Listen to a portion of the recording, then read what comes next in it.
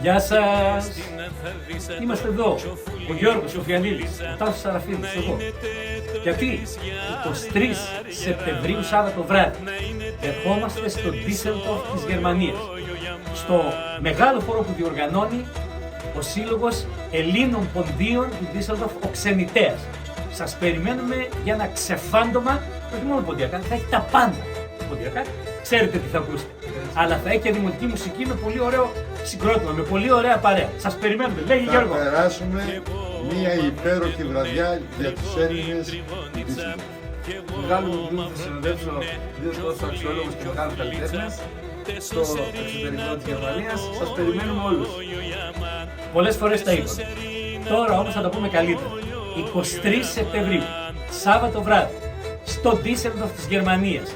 Ο χορός του Συλλόγου Ποντίων, Ελλήνων Ποντίων του Düsseldorf, ο Ξενιτέας.